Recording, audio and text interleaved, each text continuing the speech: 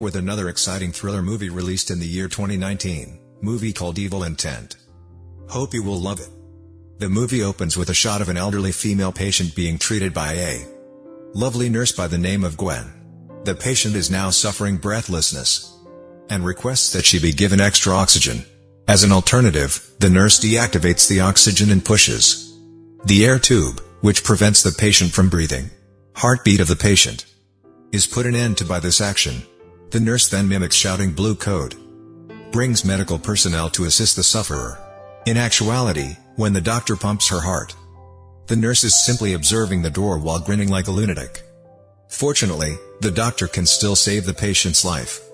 The nurse leaves after observing their condition, seemingly content with her work done.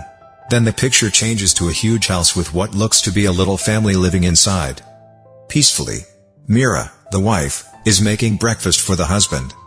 Todd, her spouse, Max, their son, approaches them and informs them that his legs are causing him problems. Max is a muscular dystrophy patient. This necessitates the use of crutches in order for him to move about. When Mira hears this, she worries since her toddler frequently. He goes alone up and down the stairs, but Todd makes an effort to calm them down and thinks it is commonplace. Thereafter, it seems that Gwen, the nurse who is a psychopath, works in the household to look after Max. The four of them are conversing while Max and I share a brunch, and he unintentionally drops his cane. Then Gwen assists him in removing his crutch. She purposefully loosens the crutches and so that Max will fall back, owing to it later fall. After a little period, Todd is prepared to start work, and Mira cleans up his attire. When Gwen witnesses Todd and Mira's closeness, she becomes a bit envious. Upon Todd's departure for employment, Karen, a friend of Mira's, paid her a visit at her home. When Gwen and Max are having fun playing ball, they can both see how happy they are. Throughout their talk, Mira says her perception that Gwen is favored above herself by Max and Todd. At that time, Gwen deliberately hears what they are saying. Then Karen advises Mira to examine the credentials of other nurses may be able to take Gwen's position. Mira declines, however, since she feels that Gwen has been well cared for. Of Max. Max's cries are then heard as he drops to the floor. When Mira notices Max's health, she accuses Gwen of being negligent. Max, though, clarifies that it is not Gwen's responsibility. He claims that when he is moving around the home, the crutch breaks suddenly. Mira tries to get in touch with Dr. Keller to inquire about Max's condition and to replace Max's damaged crutches, order new ones. That evening, Mira apologizes. Regret what transpired this afternoon, to Gwen. Then Gwen said that it was okay because it was a challenging time for her as a mother. Additionally, Gwen prepares a healing drink for Mira so that she can unwind. Mira joins the group of persons with muscular dystrophy the next day. She narrates the tale of Max, who received a diagnosis this year. Max climbs and feels it for the first time, slips while going backwards up the slide and lands on the beach. Mira is unable to restrain herself. She sheds tears when she thinks back on the episode, and she was frightened when she saw Max fell the day before. Mira finds a surprise when she gets home.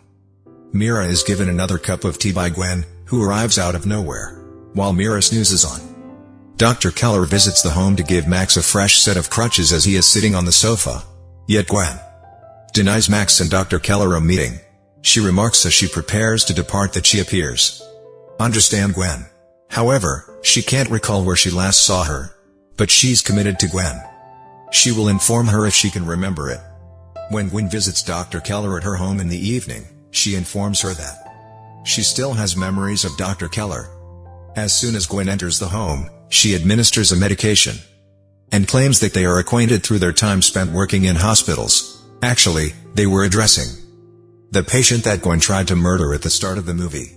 Gwen concurs that she plans to murder Dr. Keller, who she and her family find annoying. In case you don't know the story, Gwen is preoccupied with family ties, which is why she acts in this manner. She has apparently injected Dr. Keller using a large amount of medications, which has the result of knocking out Dr. Keller. Later that evening, Mira gets a call from David, an enigmatic caller. David acknowledges his a buddy from the neighborhood she recently joined. He tells Mira stories in an effort to win her over. Carter, his kid, also has muscular dystrophy, he told her. But when she desires, she can only see a blurry picture of the person she was speaking to. Man. David acknowledges that his wife has passed away, and thereafter, in order to care for Carter, a nurse is assisting him. When Mira hears this, she believes she made the proper decision by bringing a nurse into her home. Yet Mira had no notion that Gwen herself, who alters her voice using software on a computer, is truly David. Computer. Karen leaves Myra's residence in the morning, where she is presently having the family breakfast. Karen unintentionally spills a beverage on Todd's shirt. Gwen, who appears enthralled by Todd, then removes Todd's clothing to the laundromat. Karen offers to assist Mira in seeking care when she detects she's not feeling well. Back from her workspace. The laundry room, though, is where Karen unintentionally watches Todd's garments being smelled by Gwen. The following evening, Gwen, who poses as David, make another call to Mira and inquire on both Max and her health. Mira reports feeling unwell on that particular day, and David proposes having her nurse check on her, ensure her well-being. Gwen gets up the phone after that and walks up to Mira right away. She then seems to accuse Mira of having an affair with Todd after pretending to have caught Mira. Afterwards, Gwen sees Todd and informs him that Mira has just ended a call with a man. Todd is led to believe by Gwen that he is being duped by Mira. Todd, however, continues to support his wife, asserting that Mira is overworked and might be lacking in sleep. Then Gwen bids Todd goodbye and gives him a hug. The subsequent. Gwen and Todd are in the kitchen early in the morning while Mira is still asleep. Gwen looks to be is constantly trying to find ways to spend as much time with Todd as she can. Then Gwen tries.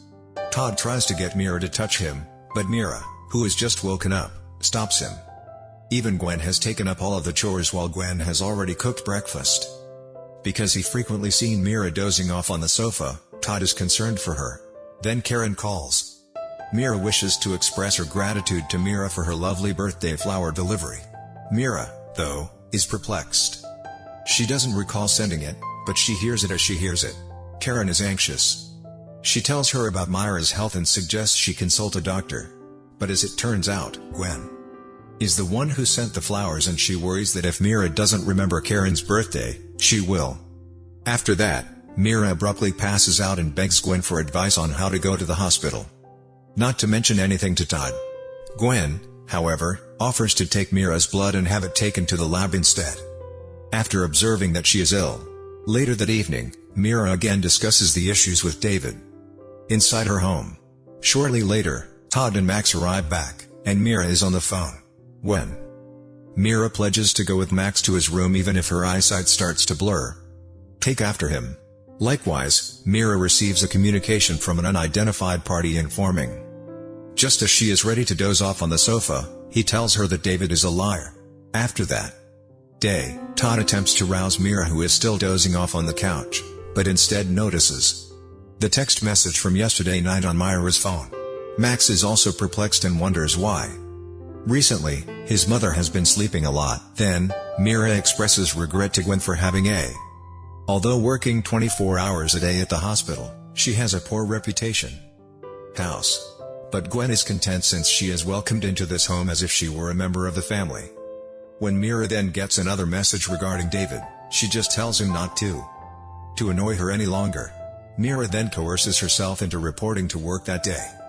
Karen receives word from Mira at the office that her lab test results are normal. She claims the proposal was made just where she needed to relax. Karen, though, encourages Mira to heed the counsel. Mira is unbothered by the mention of a different doctor who has nothing to do with Gwen. Mira next receives a message from Gwen posing as David. She wants to know that Weber, according to fake David, who frequently texts Mira, is attempting to malign him. The second message, nevertheless, declares that Myra's kid is in danger and requests a meeting at a cafe.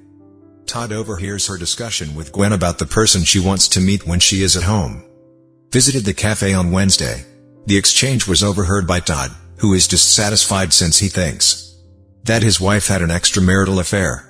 Mira visits a certain cafe that David has established. The next day, she meets the genuine David Weber there. David asserts that he is childless and that he has never even talked to Mira. He warns that someone wearing disguise, as well as the passing of both him and his wife, Laurel, who had lung cancer. This is because someone convinced Laurel to quit chemotherapy and stay away from seeing. Similar to what Mira is going through at the time, a doctor, David also demonstrates a picture of the individual who was speaking with Mira, coupled with a picture of a phony youngster that, when David phoned Mira, he had demonstrated. Mira seemed to be in disbelief at what she has witnessed. She still doesn't think Gwen is responsible, though. It appears that Todd has been pursuing. David is being hugged by Mira.